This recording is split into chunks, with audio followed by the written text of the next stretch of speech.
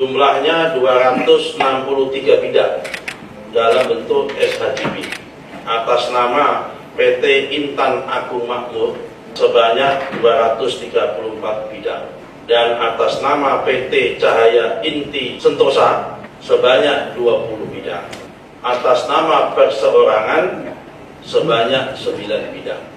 Kemudian ada juga SHM, surat hak milik, atas 17 bidang.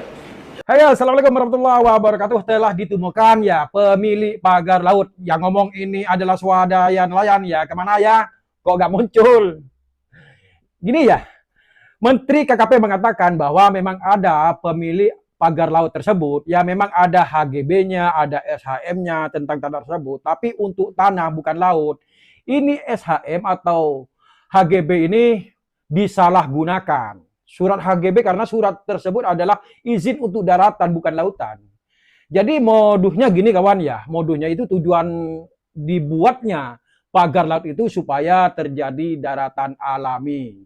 Ya apabila ada ombak masuk maka sedimen pasir laut itu tidak ngikut lagi ke tengah. Jadi kalau masuk tidak keluar, itulah supaya pagar laut itu menghambat alias tertahan oleh pagar tersebut dan tujuannya adalah supaya laut tersebut jadi daratan alami. Modusnya kayak gitu. Dan lebih lengkapnya lagi ya, ini kata Menteri KKP. Nah, khusus untuk di Tangerang, Banten, saya laporkan bahwa memang kita temukan tidak ada izin. Jadi pada dasarnya sesuai dengan Undang-Undang Cipta Kerja bahwa pembangunan di itu harus mendapatkan izin KKPRL, jadi kesesuaian ruang laut.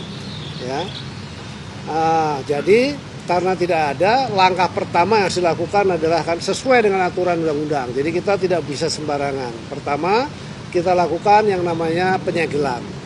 Setelah kita lakukan penyegelan, kita identifikasi siapa yang punya. Kan pada saat kita lakukan penyegelan kan nggak tahu nih siapa yang punya. Ya, secara yuridis kan harus ada yang mengakui siapa yang punya dan seterusnya dan seterusnya dan seterusnya. Tadi saya mendapatkan press conference juga dari Menteri ATR BPN bahwa sudah ada sertifikat yang ada di dalam laut. Saya perlu sampaikan kalau di dasar laut itu tidak boleh ada sertifikat. Jadi itu sudah jelas ilegal juga. Nah, artinya memang ini kan dilakukan proses pemagaran itu tujuannya adalah agar tanahnya itu nanti naik. Semakin lama semakin naik, semakin naik. Jadi kalau ada ombak datang, begitu ombak surut, dia ketahan. Sedimentasinya ketahan. Boleh dibilang seperti reklamasi yang alami begitu ya. Jadi nanti kalau terjadi seperti itu akan terjadi daratan.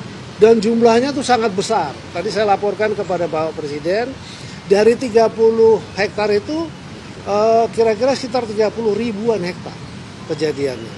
Nah, kan itu sangat besar. Nah, di bawahnya ternyata menurut identifikasinya dari Pak Menteri ATR BPN itu sudah ada sertifikatnya. Yang atas nama siapa, saya tidak hafal ya. Teman-teman bisa cek sendiri. Dan itu nanti tiba-tiba nongol tuh. Jadi ya, benar kata Pak Khalid ya, bahwa pagar laut itu disekat-sekat atau di kota-kota seperti bangunan perumahan lah. Entar kalau sudah jadi daratan, entar dijual lah tanah tersebut dengan harga mahal. Pada yang punya proyek PIK 2, itulah akal-akalan mereka yang katanya untuk mengatasi abrasi.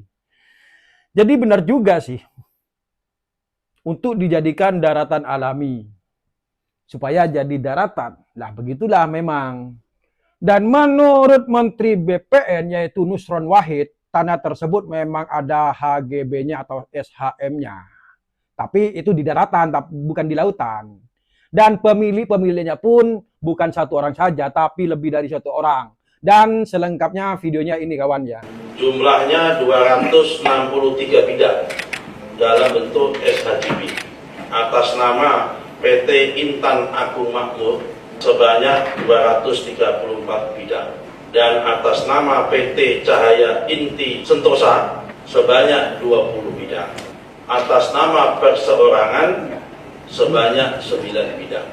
Kemudian ada juga SHM, surat hak milik, atas 17 bidang.